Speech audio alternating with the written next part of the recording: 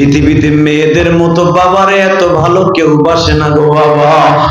এবার আমি দেখবো কার কার চোখের পানি জরে জরে।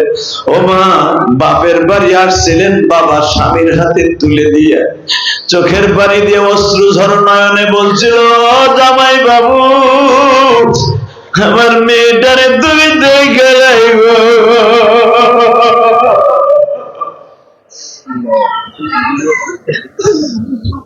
আল্লাহ দেখো কারা কান্দে।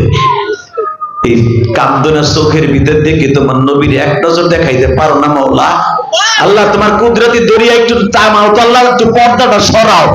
দেখো তোমার পাগল বলে দোহারের জমিনে মাদ্রাসায় সাহাবায়ে কান্দে, তোমার কি মায়া লাগে না? তুমি না কান্দতে কইছো, তাই কান্দাছে আল্লাহ। আল্লাহ এদের অন্তরে নবীর প্রেম ঢুকাইয়া দাও। আমার এই নবীর যে গালি দিবে ওরে মাইরা ফেলাবার সুযোগ দাও। বাংলার জমিনে যারা আমার নবীর গালি দিবে ওর জায়গায় বুঝে ফেলবো, জায়গায় বুঝে ফেলবো। কে কে রাজি আছো? আল্লাহকে তো হাত উঠে দাও।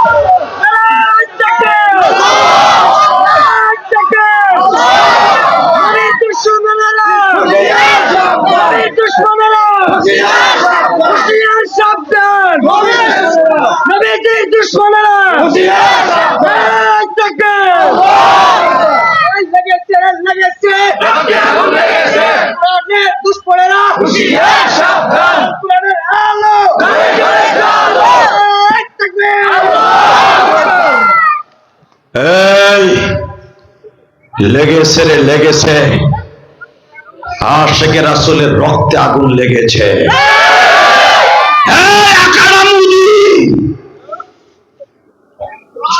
মুসলমানের রক্তে আগুন লেগেছে, কলিজায় আগুন লেগেছে। তোমার পুরোহিত দাদা বাবুকে তাড়াতাড়ি ফাঁসির মঞ্চে ঝুলাও। মান সাব্বা নবিয়ান ফাকতুলু, কত আমি দেই নাই, আজ থেকে 1445 বছর আগে বিশ্ব নবীর ফতোয়া। যারা আমি নবীকে গালি দিবে তার বিচার হবে কল্লা উড়াই দেয়া। তোমাদের কালিমা, তোমাদের কালি যে তার স্বামী ছাগলের ঘরে ছাগলের সাথে আকাম করার কারণে দইরা যে কল্লাটা কাটলো, আজও পর্যন্ত আমরা কোন জায়গায় বলি নাই। আমরা জানি যে কালীর স্বামী গণেশ ছাগলের ফিটিং দিতে যাইয়া কল্লা কাছে বলতে, এই গণেশ বিয়ে করছে অন্তত 3000-এর উপরে। আজকে তোমার পুরোহিত ওই ধর্মের হয়ে আমার নবীরে কেমনে বলতে পারলো নবী মুহাম্মাদের চরিত্র ভালো থাকলে এত বিয়ে করবে কেন? তোমাদের কৃষ্ণ তার আপন মামি রাধারে লইয়া সারা জীবন আপন মামানিরে লইয়া বাইর কইরা ওর কিয়া কইরা মামানির সাথে বৃন্দাবনে খালি বাঁশি বাজাইলো আপন মামানিরে লইয়া। আমরা তাও বলতে চাই না। কথা বলেন না কেন? তোমাদের প্রতিমা সরস্বতী, কালী, গণেশ, যত প্রতিমা আছে তোমরা বানায়া যাকে সেজদা করো, ওই প্রতিমার পায়ের নিচে বেশ্যাখানার মাটি না দিলে পবিত্র হয় না। এটা তোমাদের সবচেয়ে বড় কিতাব বেদের কথা, তাও বলতে চাই না। আমরা কোন ধর্মে আঘাত করতে চাই না। আমার নবীর কলিজা আঘাত করলে একটারও ছাড়বো না, একটারও ছাড়বো না, একটারও ছাড়বো না। জীবন জীবন নবীর রক্তে আগুন লাগলে আশিকে রাসূলের কলিজা আগুন লাগবে। আজকে 13ই নভেম্বর এই দুয়ারে মাদ্রাসায় সাহাবায়ে দীপ্ত ঘন্টা বাজছে। যুবক যদি আমার নবীর কলিজায় আর একটা আগুন লাগায়, সারা বাংলার আশিকে রাসূলের কলিজা আগুন লাগবে। প্রত্যেকটা বেঈমানকে গয়রা গয়রা সবাই দিব। বাংলা ইতিহাস রচনা হবে নবীর কলিজা আগুন লাগাইলে ওর মাথা উড়াই দেব। কে কে রাজি আছো? আল্লাহকে হাত উঠাও।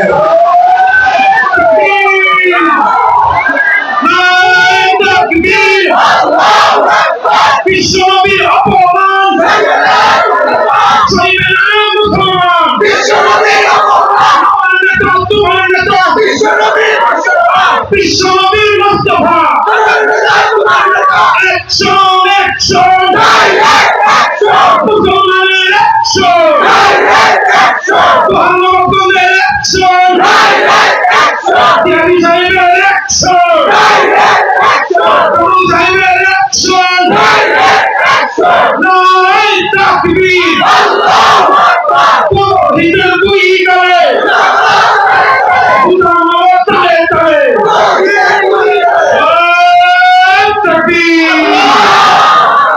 আল্লাহ দেখো, ভারতে 160 কিলোমিটার লং মার্চ করে ওল্ড দিল্লি থেকে নয়া দিল্লি গিয়েছিল, দেখেননি আপনারা?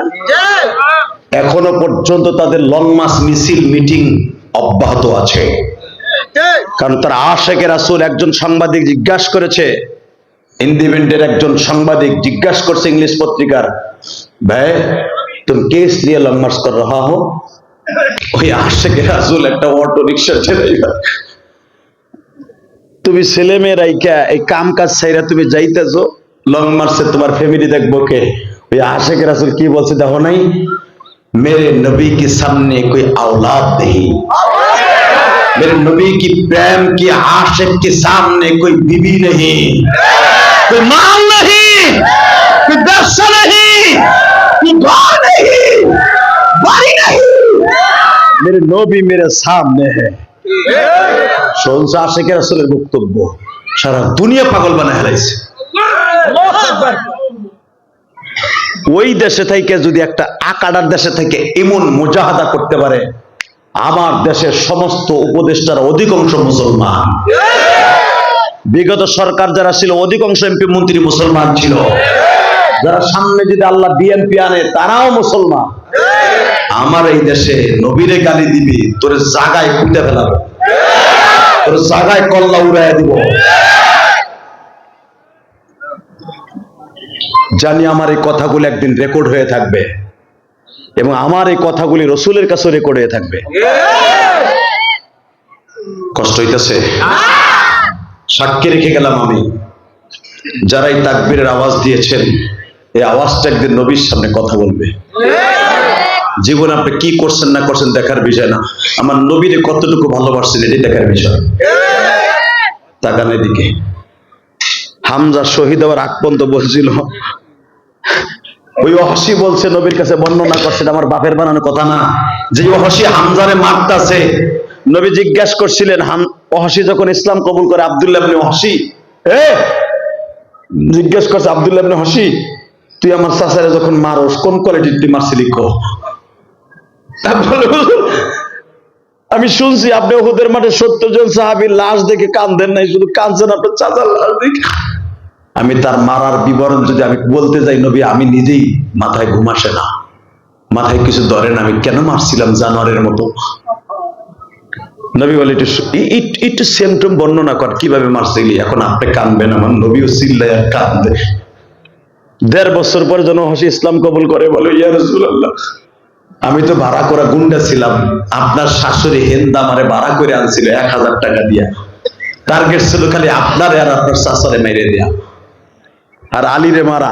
এই 3 জনে 3000 টাকা দিবে মারতে পারলে, কিন্তু আমি ছিলাম পালাইয়া পিছনের রাস্তা দিয়ে যখন আক্রমণ করি পিছনের পাহাড়ের দিকে, প্রথম বল্লম দিয়ে আঘাত করলে বল্লমের আঘাত লাগে নাই, এরপরে আমি উঠে এমন জোরে পাথর দিয়ে আঘাত করি হামজা ছিটকে যে পাও পিছল যে পড়ে যায়, আমি যে জাম্পিং করে তার বুকের উপর পড়িয়ে পাথর দিয়া আঘাত করে আমি দুর্বল করে ফেলি।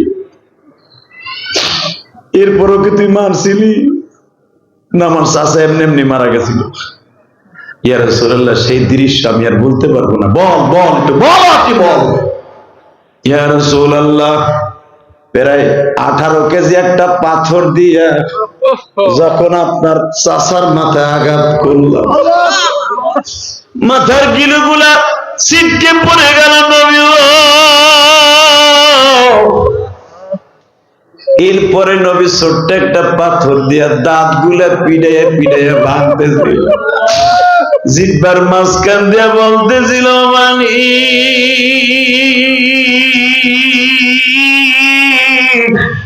তোমার প্রাণের নবীর যেখানে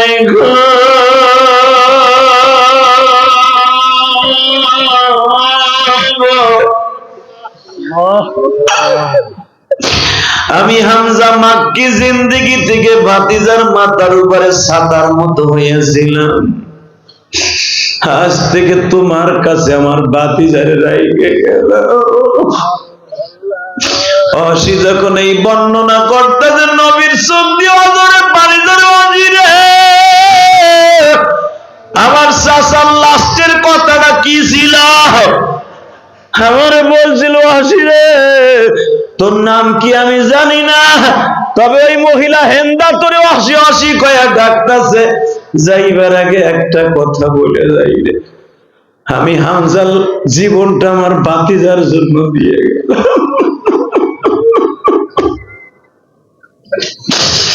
যদি হাসি তোর কপালে হেদায়েতটা গেল, আমার শেষ সালাম দিয়ে আমার প্রিয় নবীরে বলি ইসলামের জন্য, তার মালিকের জন্য, ভাতিজার জন্য জীবনটা দিয়ে গেলাম। আমার নবী হাসিরে বলে, অজি আজ থেকে কোনোদিন তুই আমার সামনে বসবি না, কারণ তুই যেভাবে বর্ণনা দিলে আমার চাচার মাথাটা চেপটে দিস, আরো বললি চাচার কলিজাটা বাইর করছ, আরো বছর হেন্দা খুইছে চাচার চোখ দুইটা উঠাইছে। অসি তুই আমার সামনে বসলে আমার চাচার কথা মনে পড়ে যাবে। তুই কোনোদিন আমি ওয়াজ করলে আমার সামনে বসবি না। বাজান যেদিন আমার নবী 12ই রবিউল আউয়াল বেলা 10:45 সময় দুনিয়া ছাইরা যাবে বাবা, হিজরি সনের 11 ওয়াসি এই দিনকে 8টার সময় বলে, নবী গো এত বছর কালেমা পড়লাম, জীবনের সামনে আসতে পারি নাই বা আজকে আপনি দুনিয়া ছাইরা যাইতেছেন, আজকে একটু আসতে পারি।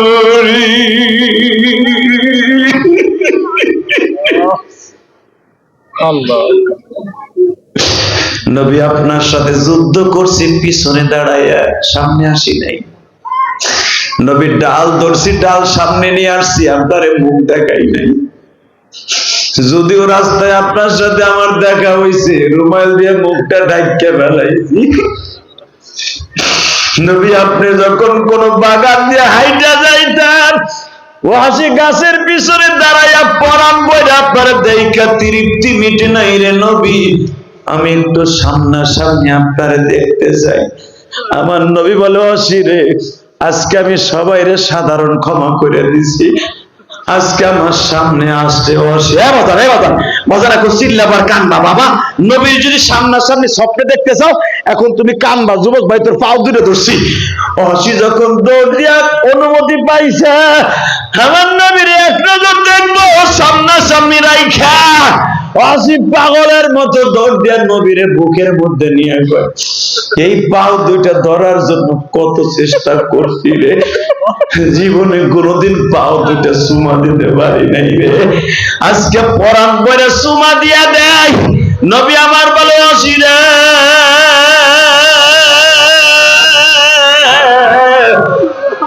অসি কিয়ামতের মাঠে সাক্ষী দিস, আমার চাচা যখন আমার উম্মতের জন্য নাজাতের ওসিলা হয়ে যাবে, সেদিন তুই বলিস আমার চাচা আমার জন্য জীবন দিয়েছিল, আমার সেই উম্মত গুলো আমি নবীর জন্য জীবন দিলে আমার চাচা আর গাড়িতে জান্নাতে যাবে। দহরের যুবক গুলা নবীর জন্য জীবন দিতে রাজি আছো না নাই? কে কে রাজি আছো? আল্লাহকে হাত তুলে দেখাবো।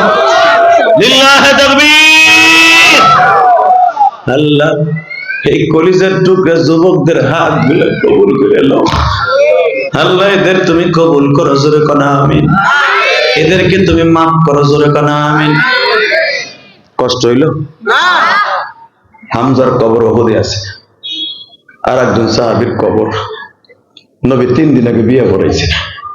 যুবক এখন শুনিস, তুই নবীর সাথে জান্নাতে যাবি না, হামজালার গাড়িতে জান্নাতে যাবি না? যাইতে চাস না? দেখ, 3 জন সাহাবী 3 কোয়ালিটির, 3টে কবর উহুদে দেখা যায়, সব সাহাবীকে কবর অনুমান নাই। কষ্ট হইতেছে? 2টা মিনিট ভাই, আমি দেখবো ওয়াজ শুনতে হইলে, আমার ওয়াজ শুনতে হইলে অজরের কান্নাগুলো আমার আল্লাহর জন্য কবুল করতে হবে। এই যে তোমরা যে কান্দো, এটা আমার ক্রেডিট না, এটা একমাত্র আমার বাবার দোয়া, আমার মার দোয়া। বাংলাদেশে বহুত বক্তা আমার চাইতে আছে, কিন্তু আমার মতো কান্দানো বক্তা কম আছে, কারণ আমি নিজেও কান্দি, তোমরাও কান্দো।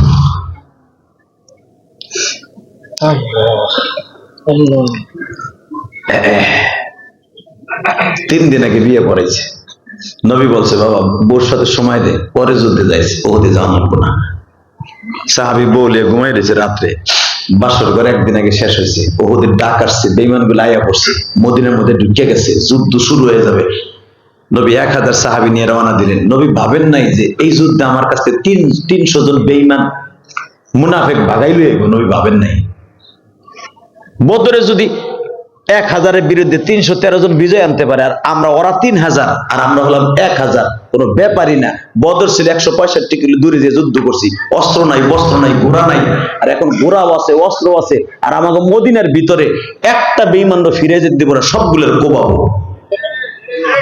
এই ভরসা নিয়ে নবী 1000 নিয়ে রওনা দিয়েছিলেন, কিন্তু নবী ভাবেও নাই যে 2 কিলোমিটার গেলে আব্দুল্লাহ ইবনে উবাই ইবনে সুলুল, এই বেঈমান, এই মুনাফিক রইসুল মুনাফিক 300 জন লোক আগাইলে যাইব। নবী ভাবে নাই। এই মুসলমানের পোলা 300 জন ভাগ্যে গেলে 1000-এর মধ্যে থাকে কত? জোরে কর। এই সাহাবী হানজালা জানতো না। নবী ভাবছিল তুই বিয়ে করছর, থাক।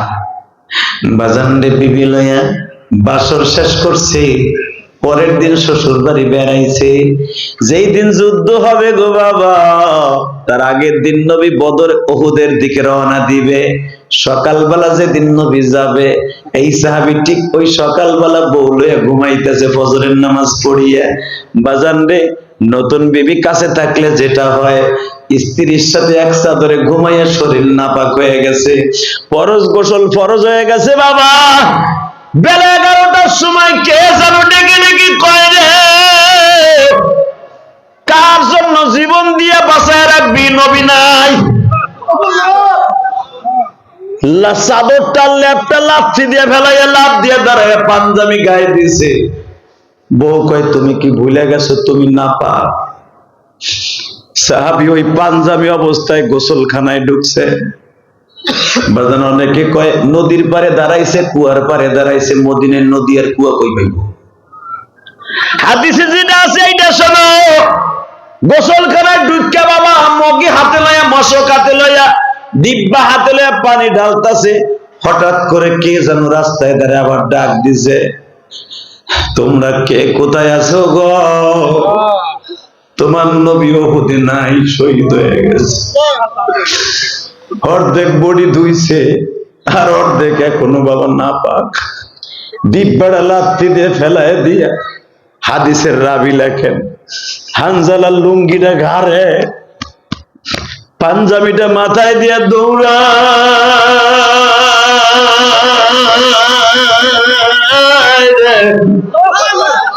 মনে হইতেছে একটা পাগল দৌড়া।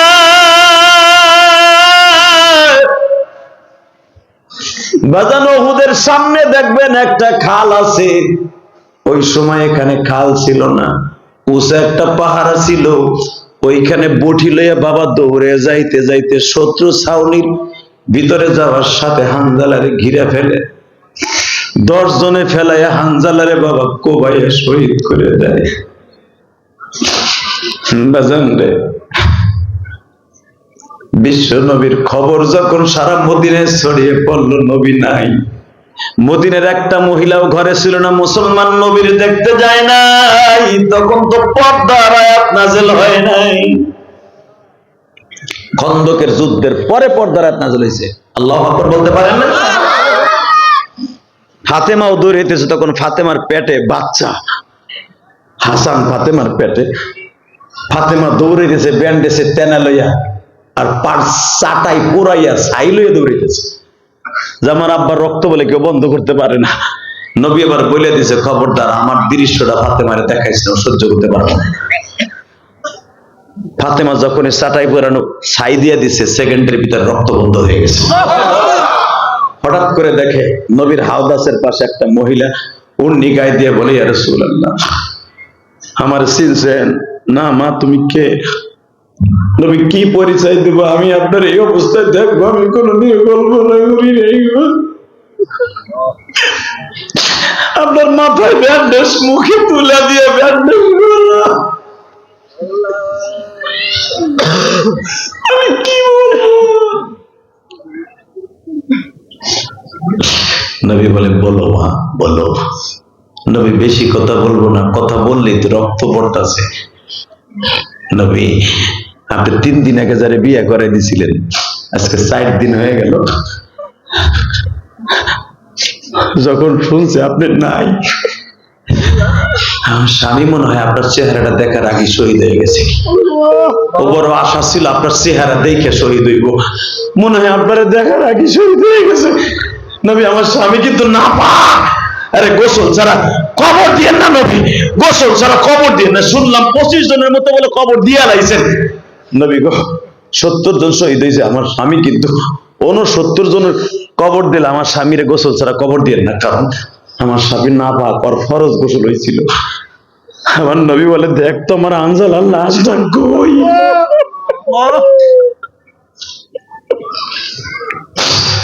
বেজানা হযরত আলী বলেন, আনাস ইবনে মালিক বলেন, আমি নবীর কথা শুনিয়া পাগলের মতো তালহা ইবনে জুবায়ের বলেন, পাগলের মতো খুঁজতাছি, কোথাও হানজালার লাশ নাই।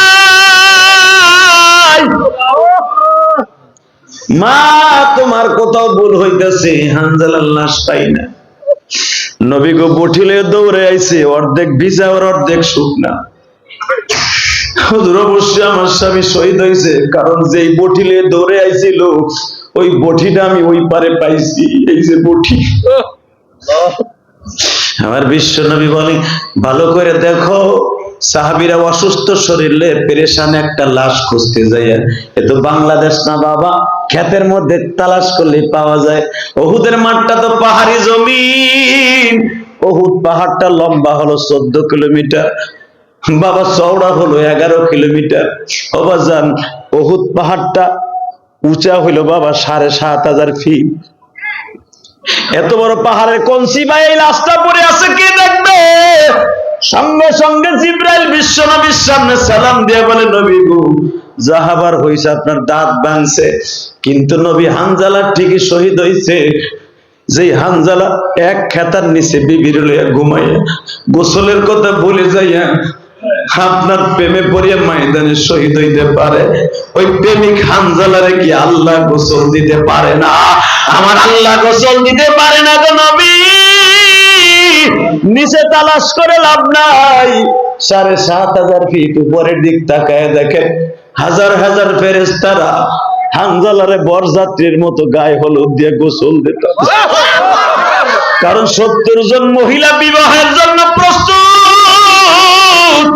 বিয়ার আগে নসারে জান্নে সাজায়, ওয়ালা তাকুলু লিমান ইউকতালু ফি সাবিলিল্লাহি আমওয়াত বাল আহইয়া ওয়ালাকিন লা তাশউরুন।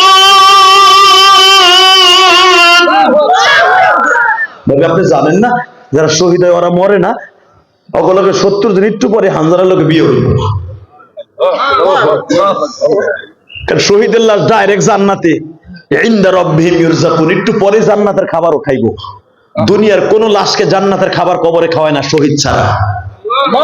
নবী নবী ওয়ালা তাহসাবান্নাল্লাযীনা কুতিলু ফি সাবিলিল্লাহি আমওয়াত বাল আহইয়াউন ইনদা রাব্বিহিম ইরযাকুন। যারা দ্বীনের জন্য জীবন দেবে তাদেরকে আল্লাহ কবরে খাওয়ান দেবে কিয়ামত পর্যন্ত, কারণ ওদের খাওয়ানোর চাহিদা মেটে না। আল্লাহু আকবার বলতে পারেন না? আপনি হানজালার সাথে 70 জন মহিলা সাজায় বহা করে রাখছে, আপনি দাফন করতে দেরি আছে, হানজালার সাথে বিয়ে হইতে দেরি হইব না। হানজালারে গোসল দিতেছে ফেরেশতারা। হযরত আলী বলেন, আমি হানজালার চুল টেস্ট করার লাগে গোসল দিতেছে কিনা এই 2টা হাত ঢুকাই দিছিলাম। আমি মৃত্যুর আগ পর্যন্ত আমি আলী ইবনে আবু তালেব, আমার এই হাতের থেকে দুর্গন্ধ আসে নাই। আল্লাহু আকবার জোরে বলতে হবে, আল্লাহু আকবার জোরে বলতে হবে। আমি যত নাপাকি ধরতাম আমার হাতের থেকে মেশকম্বারে ঘেরান আসতো। আপনাকে দুটো পাও ধরছি, এই হানজালার কবর উহুদে দেখতে পাবেন। মুসাইব বিন উমায়ের মক্কার সবচেয়ে বড় ধর্মকূপের ছেলে ছিলেন। একটা পাঞ্জাবি যদি আজকে সকালে গায়ে দিতেন, ওর জীবনে আর ওই পাঞ্জাবিটা গায়ে দিতে সুযোগ পাইতেন না, পাঞ্জাবি আসতে থাকতো। এই মুসাইব বিন উমায়ের যখন উহুদ পাহাড়ের কাছে শহীদ হয়, তারে দাফন করার সময় এক টুকরা কাপড় ছিল না। তখন নবী তারে ধরে কাঁদছিল আর বলছিল, বুখারীতে আসছে কিতাবুল মাগাজি, দেখবেন, বানানো কথা আমি বলি না। নবী মুসাইব বিন উমায়ের লাশ চুমা দিয়ে বলছিল, মুসাইব রে, তুইও ধনকুবের পোলা, আমিও ধনকুবের নাতি, কিন্তু আমি দেখতাম তুই ইসলাম কবুল করার আগে তুই যে পারফিউম ব্যবহার করতি, যেই আতর ব্যবহার করতি, পুরা পৃথিবীতে ওই পারফিউম কেউ ব্যবহার করতে পারে নাই। তুই পাঞ্জাবি যেটা গায়ে দিতি, যেই কাপড়, রেশমের কাপড়ে কেউ গায়ে দিতে সাহস পায় নাই বাক্কা শহরে। আজকে তোরে দাফন করতে যে একটুকু কাপড় নাই। যতটুকু কাপড় আছে পার দিকে ঢাকলে মাথার দিকে বন্ধ হয়ে যায়, খোলা হয়ে যায়, আর মাথার দিকে করতে গেলে পার দিকে খোলা হয়ে যায়। নবী বললেন, মাথার দিকে ঢাকিয়ে দাও, কারণ শহীদদেরকে তো নতুন কাপড় দেওয়াতে হবে না, তার গায়ে যা আছে তাই দিয়ে দাফন করতে হবে। পার দিকে নাতা পাতা দিয়ে যখন পেঁচাইয়া দাফন করে, নবী তখন অজরে কাঁদতেছিলেন। এই মুসাইব বিন উমায়ের কবর উহুদে। আপনাকে তো এটা পাও ধরে বলবো, যারা কাঁদছেন আজকে সাহাবীদের কথা শুনে, এই চোখ দিয়ে সাহাবীদের সাথে জান্নাতে দেখে যাইতে পারবেন। সাহাবীদের সাথে জান্নাতে যাওয়ার নিয়ত আছে না নাই? আছে, আছে। কি ভাই, যাবি না দাদা ভাই? কলিজার সাহাবী ভাই, যাবি না? এ কলিজার টুকরা সাহাবীরা, আমার নবীর কলিজার টুকরা সাহাবীরা যদি নবীর সাথে যাই যেতে পারে, আমরাও যাবো ইনশাআল্লাহ। আর এই মাদ্রাসার নামও মাদ্রাসায় সাহাবা। মারহাবা বলেন। 30টা সেকেন্ডে বলবো, এই মাদ্রাসা টিকাই রাখার দরকার আছে না নাই? মাদ্রাসা নিয়ে অনেক ষড়যন্ত্র হবে। একটা মিথ্যা তহমাত দিয়া মাদ্রাসার ক্রেডিটকে নষ্ট করার জন্য অনেক কিছু করছিল, পারে নাই। কথা বলে না কেন? এরা হয়তো ষড়যন্ত্র যারা করছে তাদের জন্য দোয়া করি, তারাই যেন মাদ্রাসার একদিন মহিবিন হয়ে যায়। আমিন। একটা দ্বীনি প্রতিষ্ঠান গড়া খুব সহজ, গড়া খুব কঠিন, ভেঙে ফেলানো 1 ঘন্টার ব্যাপার। কথা কন না কেন? জোরে কন, আরো জোরে। এত বছর বইয়া রক্ত পানি করে এই আমার ছাত্র, যদিও আমার কাছে লেখাপড়া করে নাই, বক্তৃতার জগতে আমার ছাত্র, ও আমার মসজিদের খতিব, আলহামদুলিল্লাহ বলেন। যে মসজিদ আমি রক্ত পানি করে 4 কোটি টাকা দিয়ে মসজিদ বানাইছি কেরানীগঞ্জ আমার মায়ের জন্য, আল্লাহকে সন্তুষ্ট করতে, ওই মসজিদের খতিব এই শামীম আশরাফ দোহারী, আপনার এলাকারই সন্তান। আপনাকে 2টা পাও ধরে বলে যাই, এই প্রতিষ্ঠানটারে বুকের মধ্যে নিয়ে একটু আদর করেন। খালি তো বদনামি দেখলেন, একটা ছাত্র দিয়ে, একটা মেয়ে দিয়ে। দেখেন, শয়তান চায় একটা প্রতিষ্ঠান ধ্বংস হয়ে গেলেই তো জাহান্নামে নেওয়ার জন্য সহজ হয়ে যাবে। কথা বলে না কেন? কিন্তু বাবা, শয়তান চাইবে ধোঁকা, শয়তান সবার সাথে আছে। এই জন্য মাদ্রাসার পরে, প্রতিষ্ঠানের পরে, প্রিন্সিপালের পরে খারাপ ধারণা করা যাবে। আমি আপনাকে 2টা পাও ধরে বলে যাই, আমি গতকালকে রাত্রে অনেক কষ্ট করে আছি, 2টা প্রোগ্রাম করে আস্তে আস্তে ফজর হয়ে গেছে, শরীরটা কাঁপতেছিল ঘুমে। এখানে বেহুশের মতো পড়ে ছিলাম রুমের মধ্যে, আপনারা যারা আমার দেখছেন।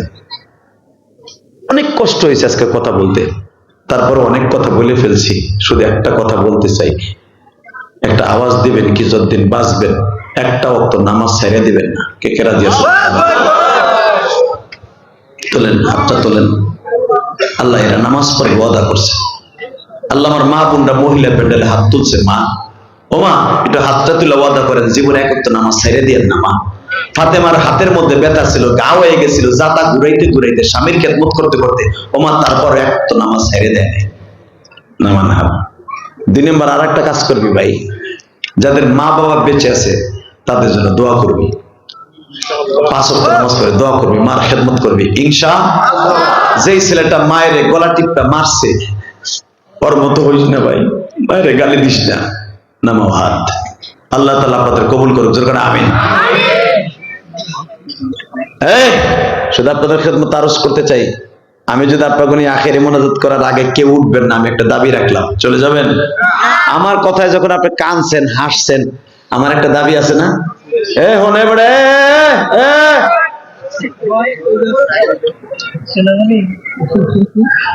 সোনা মানেও কমো না মুরব্বীও কমো না, কইলে বিপদ। তোরা চাইতেছ আমি কইলেই তো যে আজরাইল গুলো ছাড়বো কালকে। আমি কইছি এ এটা জানিস, কারণ বক্তারা যা কয় তাই নিয়ে ব্যঙ্গ করস না। মইরা দেখ বাম্বু কারে কইছে, তোকে কত কত এমপি মন্ত্রীরা, কত এসপিডিসিরা, কত কোথায় কত দেখো হেডা ভাইরাল করস না। একজন আলেম কইছে মুরব্বি মুরব্বি মুরব্বি, এইটা নিয়ে যে কি ব্যঙ্গ করলি বেটারে, এখন তো বুঝবি না, বুঝবি পরে। এক সেরি নট টু কি হেও মুরব্বি মুরব্বি কই হে ই করে, টিকটক করে। নাউজুবিল্লাহ বলেন না। বিচার তোমার আদালতে আল্লাহ। শুধু আপনাদের খেদমত আরজ করতে চাই, 4 বছর ধরে মাহফিলটা চালাই যেতেছে। কয় বছর? 5 বছর। আলহামদুলিল্লাহ বলেন। কি আমাদের মতো বক্তা নেই, আপনি কি বেজার হন? খারাপ লাগে? যাদের কথায় পানি আসে, যারা নিজেরাও কান্দে, আপনারাও কান্দেন, আমার মন কয় একজনের চোখের পানি যদি কবুল হয় একসাথে জান্নাতে যাব। কি একসাথে জান্নাতে গেলে অসুবিধা আছে? আমার মায়েরা যারা মহিলা প্যান্ডেল আছেন, মা আমিও তো একটা মা হারা সন্তান। মা আমি যদি আমার মায়ের জন্য এত কিছু করতে পারি, কোটি কোটি টাকা মার জন্য দান করতে পারি, ও বাবা আমি বলবো এটা জান্নাতের বাগান। 30টা সেকেন্ড এমন কোন বুজুর্গ আছেন কি বাবা মা নাই, সন্তান বিদেশ থাকে, স্বামী বিদেশ থাকে, অথবা ভাই বিদেশ থাকে, ছেলে বিদেশ থাকে, 30টা সেকেন্ড এমন কোন যুবক ভাই কোন বাবদান আছেন? আগামী বছর মাহফিলটা হবে, আমি আসি অথবা অন্য কেউ আসুক, 30টা সেকেন্ড এমন কোন কলিজার বন্ধু কি আমার আছেন? যদি আমি জান্নাতে যাই, আল্লাহ যেন আপনারে আমার সাথী করে দেয়, অথবা আপনার সাথী আমারে করে দেয়। এর সাথে ভালো কথা আর এই মাহফিলের মধ্যে হতে পারে না। একটা সারপ্রাইজ 30 সেকেন্ড একটা কলিজার দোস্ত, একটা ভাই লাভ দিয়ে দাঁড়ায় বলবেন, ওদের আগামী বছর প্যান্ডেলটা করতে যত টাকা লাগে, আমার টাকা আছে কিন্তু আমার মা নাই। ইলিয়াস রহমান জিহাদির টাকা আছে।